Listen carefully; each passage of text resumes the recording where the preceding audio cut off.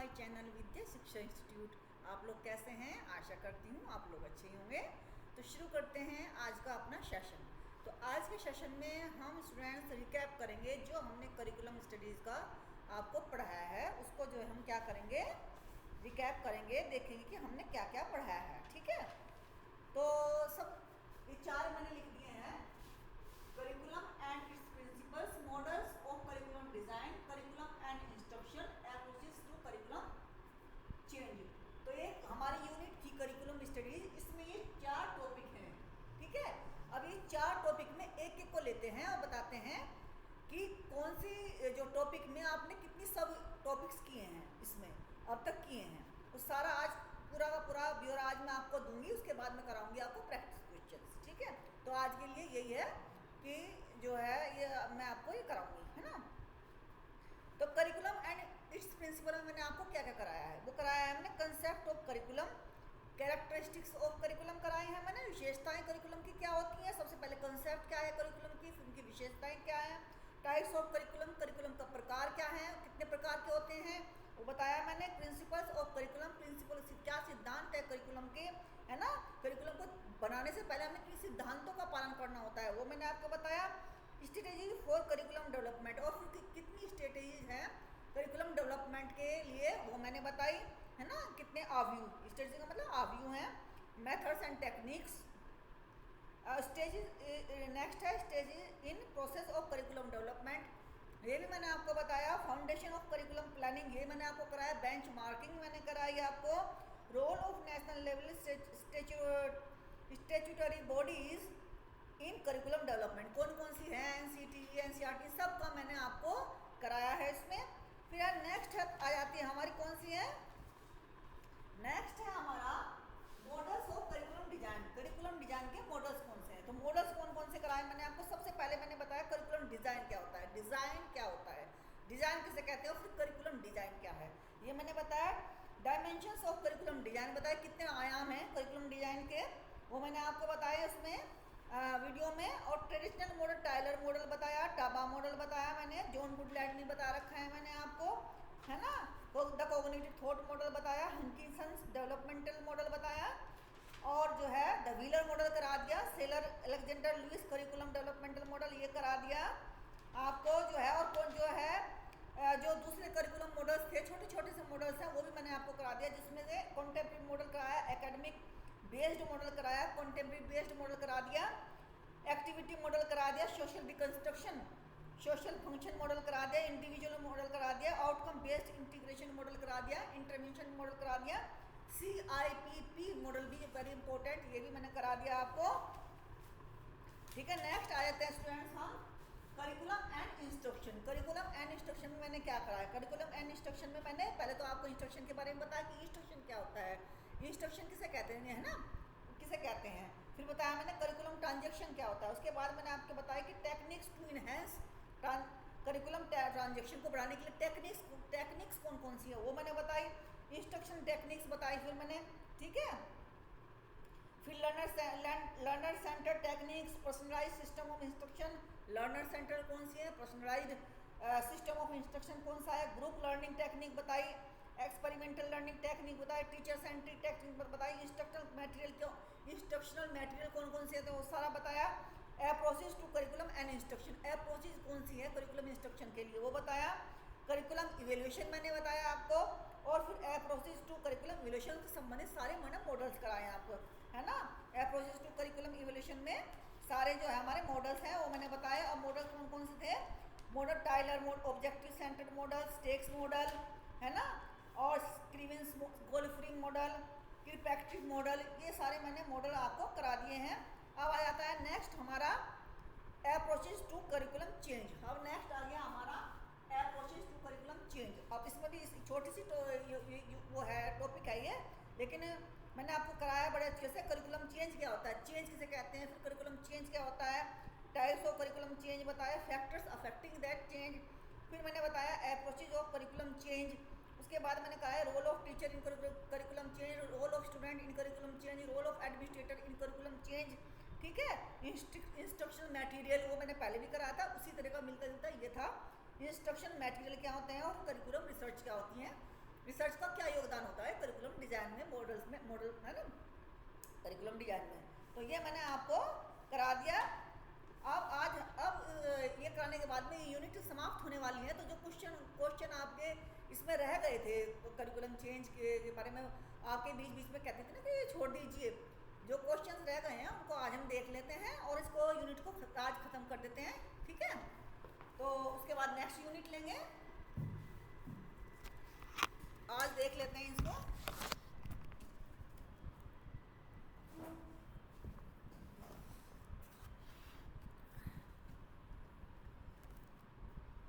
अब curriculum change के question देखते हैं, क्योंकि मैंने आपके बीच बीच में करिकुलम चेंज वाले जो क्वेश्चन थे वो मैंने आपके छुड़वा दिए थे बीच बीच में, कि जब करिकुलम चेंज वाली मैं आपको टॉपिक कराऊंगी उसके बाद में इसके क्वेश्चन कराऊंगी, क्योंकि बिना पढ़े आपको क्वेश्चन कराना तो ये वाजिब नहीं था, अच्छी बात नहीं थी।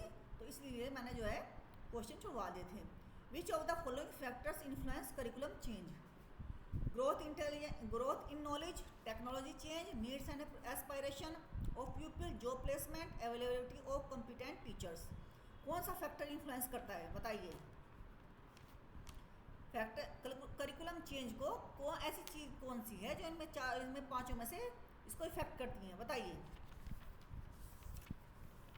बताइए आप।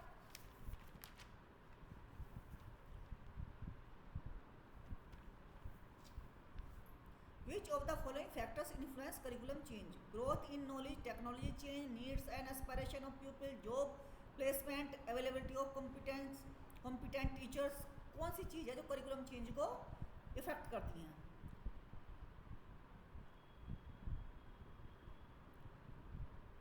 इसका है उत्तर सही है, वो है B, ABC। Growth in knowledge, technology change और जो है needs and aspiration of, job placement का तो कोई मतलब नहीं, जॉब मिलना तो करिकुलम चेंज का कोई मतलब नहीं है। अवेलेबिलिटी ऑफ कॉम्पिटेंट टीचर्स का इससे कोई लेना देना नहीं है।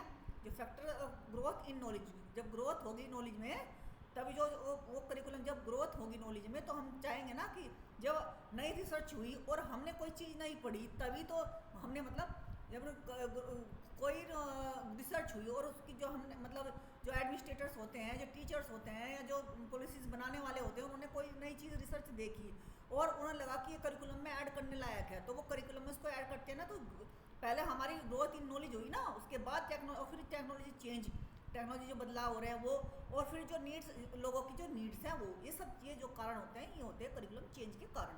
फिर है नेक्स्ट है चेंज से संबंधित ही है, curriculum change envisages which of the following? Curriculum change envisages which of the following, है ना। तो change in AIIMS and objective, change in content, change in infrastructure, change in. तो 14 क्वेश्चन का आंसर है आपका ए 1 2 4 5। तो जो है 1 2 4 5 यानी कि 3 नहीं है इसमें, चेंज इन इंफ्रास्ट्रक्चर। हाँ, curriculum change envisages which of the following? Change in AIIMS and objective के बाद करिकुलम चेंज हो जाएगा, तो चेंज आ जाता है। जब चेंज इन कंटेंट में आता है तब हम करिकुलम चेंज करते हैं। Change in method of teaching, teaching के उसमें मेथड में चेंज करते हैं। चेंज इन इवोल्यूशन प्रोसेस में भी। लेकिन करिकुलम चेंज का मतलब जो है चेंज इन इंफ्रास्ट्रक्चर नहीं है, ठीक है। इंफ्रास्ट्रक्चर तो मटेरियल संबंधित है, मतलब फिजिकल मटेरियल है, वो उससे संबंधित है, स्कूल कॉलेज के इंस्टीट्यूशन से संबंधित है, ठीक है। तो हमारा जो क्वेश्चन सही है वो है 1 2 4 5 यानी कि डी जो आंसर है वो सही है इसका, ठीक है। अब नेक्स्ट देखते हैं, which of the following factors affect curriculum change. इसमें दे रखे हैं कौन से factor, social cultural, political, concern, national priorities. तो इसमें जो सही है वो है नेशनल प्रायोरिटीज सही होना चाहिए, स्टेक होल्डर सही होना चाहिए, वो सोशल ये नहीं होना चाहिए, जो है रिलीजियस एफिलिएशन छोड़ देनी चाहिए इसमें हमें।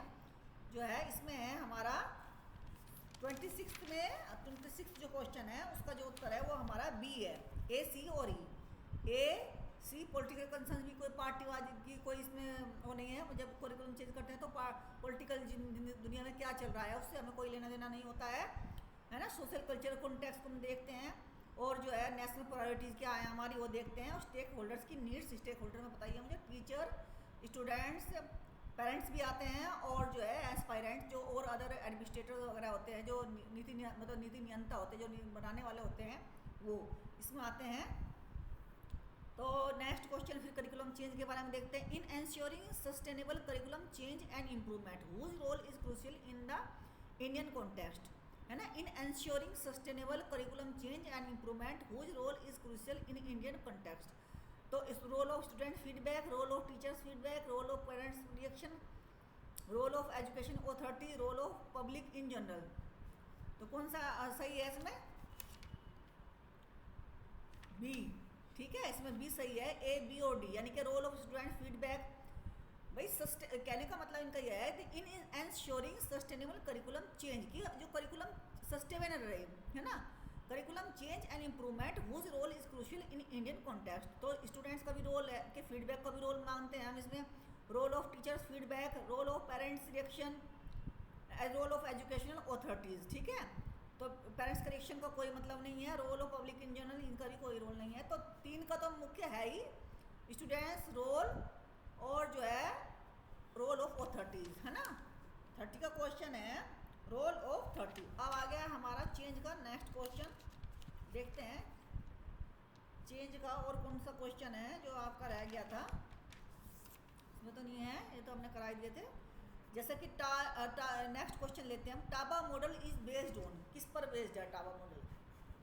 Taba model is based on linear approach, teacher approach, subject approach, general approach. ये बताइए आप। 5th क्वेश्चन है सेट 2 का, 5th क्वेश्चन है, बताइए, है ना। 5th क्वेश्चन है, बताइए।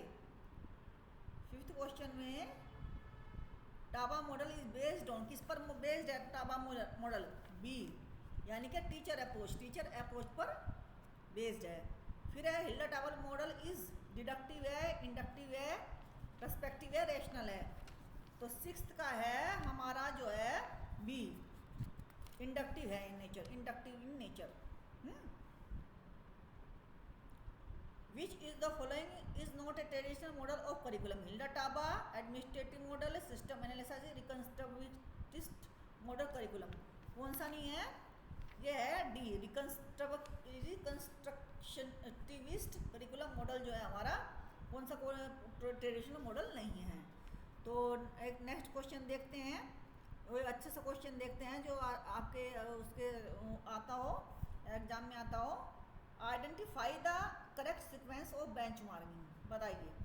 Planning, analysis, integration, action, analysis, integration, action, planning, integration, action, planning, और एनालिसिस या एक्शन पहले करते हैं, इंटीग्रेशन बाद में करते हैं, प्लानिंग बाद में करते हैं, एनालिसिस। तो सबसे पहले तो हम जो है 15 का देखते हैं क्या है। सबसे पहले तो जो है हम कोई भी काम करते हैं उसमें प्लानिंग करते हैं, उसके बाद एनालिसिस करते हैं, फिर उसको इंटीग्रेशन करते हैं, सिंथेसिस यानी कि, और फिर उसके एक्शन लिया जाता है। तो इसका जो आंसर सही है वो है ए।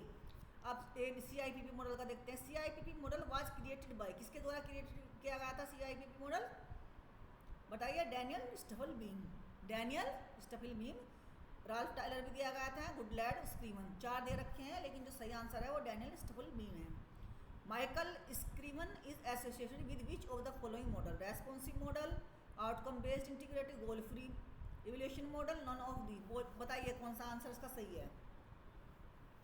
बताइए कौन सा आंसर सही है? गोल फ्री इवैल्यूएशन, है ना। ये कौन सा है? गोल फ्री इवैल्यूएशन, ठीक है, ये है। In which of the following curriculum model is the basis of formative education objective, the analysis of the value of the existing culture? Objective के बारे में दिया गया है, आपको मैंने कराया था, ऑब्जेक्टिव के बारे में दिया गया है इसमें। तो ये है नन ऑफ द, ठीक है। In which of the following curriculum model is the basis of formative educational aim, the analysis of the value of the existing culture? तो इसमें से कोई भी आंसर इसका सही नहीं है। 4 है, टायलर मॉडल, टाबा मॉडल। कहने का इनका मतलब ये है कि in which of the following curriculum model is the basis of formative education aims the analysis of the value of existing culture, कि जो एग्जिस्टिंग कल्चर है उनकी वैल्यू को एनालिसिस करने का किसका है, मतलब उनकी वैल्यू को एनालिसिस करने का किसका एम है, कौन से मॉडल का एम है ना।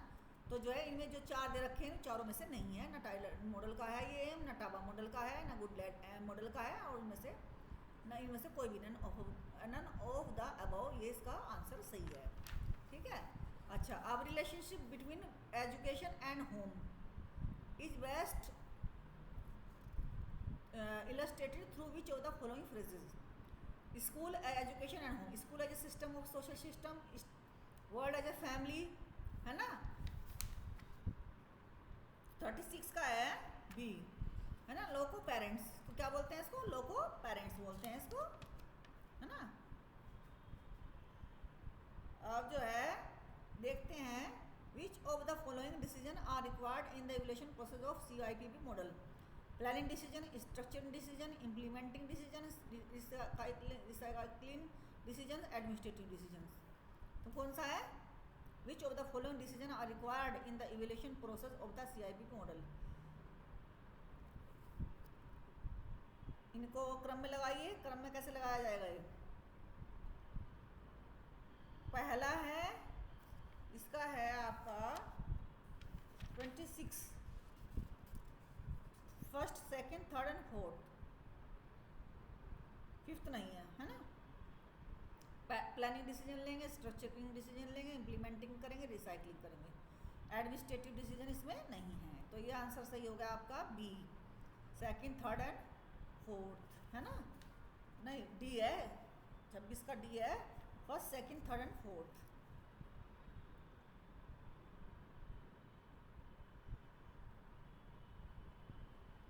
Arrange the following level of Kirkpatrick model of evaluation in ascending order, ascending order, नीचे से लेके ऊपर की तरफ कौन सा सही है, किलपैट्रिक, किरपैट्रिक, किलपैट्रिक लिखा हुआ है यहाँ पर, किरपैट्रिक सही इसका नाम है।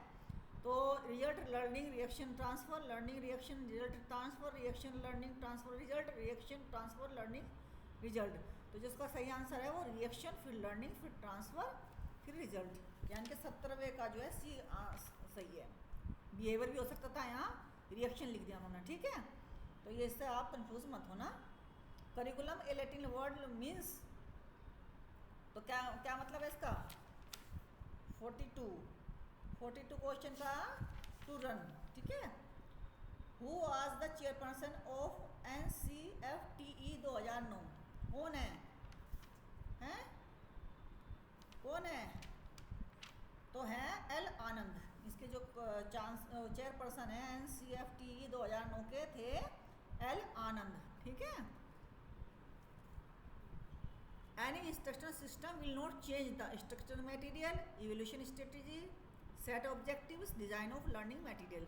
तो इवैल्यूएशन स्ट्रेटेजी नहीं बदल सकता है। 46 का है सी, सेट ऑब्जेक्टिव्स, इंस्ट्रक्शन जो ऑब्जेक्टिव, क्योंकि ऑब्जेक्टिव बनाने के बाद ही तो ये इंस्ट्रक्शन शुरू होंगे ना।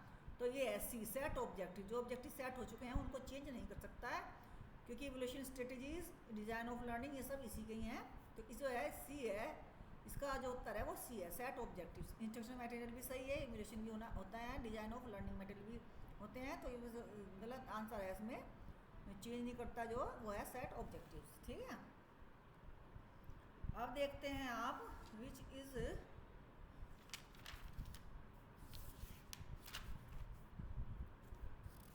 Arrange the steps of wheeler model for curriculum design in correct sequence. करिए करेक्ट सीक्वेंस में जो मैंने कराया था आपको। सबसे पहले आप क्या करेंगे, सबसे आप पहले आप करेंगे क्या करेंगे, सबसे पहले आप एम्स, गोल्स एंड ऑब्जेक्टिव निश्चित करेंगे, फिर सिलेक्शन ऑफ लर्निंग बिहेवियर, फिर ऑर्गेनाइजेशन, है ना, फिर क्या करेंगे सिलेक्शन कंटेंट, फिर ऑर्गेनाइजेशन, और फिर करेंगे डी इवैल्यूएशन। सबसे पहले क्या आएगा, एम्स, गोल्स एंड ऑब्जेक्टिव, उसके बाद आएगा, उसके बाद आ जाएगा सिलेक्शन ऑफ लर्निंग एक्सपीरियंस, फिर जो है सिलेक्शन कंटेंट, क्योंकि इसमें उल्टा है ना, सिलेक्शन कंटेंट करेंगे, और फिर जो है organisation and integration of experience, और उसके बाद करेंगे आप इवैल्यूएशन, ठीक है। ये इसका जो है सही है। अब नेक्स्ट क्वेश्चन देखते हैं, which of the following are curriculum implementation models. कौन सा है, 14 क्वेश्चन 14 है इसका। ए जो है ओवरकमिंग, दो है, which of the following are curriculum implementation model. Curriculum implementation model कौन से हैं, overcoming resistance to change model, organisation development model, concerns based adoption model, system model, advance organisation model. तो ऐसा कौन सा मॉडल है जो करिकुलम इम्प्लीमेंटेशन मॉडल है, तो इसका जो आंसर सही है वो है ORC। कौन सा है, ORC, overcoming resistance to change model. ये है implementation, overcoming resistance to change model, ये इसका सही है। अब एक स्टेटमेंट वाला क्वेश्चन भी देख लेते हैं। Given below are two statement, behavioural approach of curriculum is logical and perspective and relies on the technical and scientific approach. Behaviour next statement, behavioural approach of curriculum is rooted in the work of John Dewey, है ना। John Dewey से तो इसका कोई मतलब है नहीं है। पहला तो जो है इसका जो है 16 का सी है, statement 1 is true and statement second is false. क्यों फॉल्स है? क्योंकि behavioural approach of curriculum is rooted in work of John Dewey में नहीं है, उनका प्रैग्मेटिज्म वाला था। Behavioural approach of curriculum is logical and perspective and relies on technical and scientific principles, है ना। क्योंकि बिहेवियर जो हमने थ्योरी में पढ़ रखा है उसमें साइंटिफिक है ना, वो साइंटिफिक तरीके से रिसर्च वही तो करते हैं, उन पर एक्सपेरिमेंट, उन पर जानवर पे वो करते हैं ना रिसर्च। तो इस तरह से आपकी आज की जो यूनिट है ये आपकी अब ख़त्म हो गई है। अब हम कराएंगे आपको पेडागोजी, एंड्रोगोजी एंड असेसमेंट वाली कराऊंगी कल से, ठीक है। आज के लिए बस इतना ही। Respect your teacher. और मुझे ऐसा लगता है कि करिकुलम वाली जो हमारी यूनिट थी वो आपने जो है सारी प्लेलिस्ट में जाइए और प्लेलिस्ट में देखिए, और जो है वहाँ पर आप अच्छी तरह से उसको आप सारी वीडियो में देख के उस करिकुलम में बिल्कुल परफेक्ट हो जाएंगे, करिकुलम स्टडीज़ में बिल्कुल परफेक्ट हो जाएंगे। तो स्टूडेंट्स आज के लिए बस इतना ही। Respect your teachers, respect your parents, अपनी सेहत का ख्याल रखिए और यूजीसी नेट की तैयारी पूरी मन से कीजिए। हार्ड वर्क का कोई सब्स्टिट्यूट नहीं होता, हालांकि स्मार्ट वर्क भी अपना कार्य करता है। Bye bye.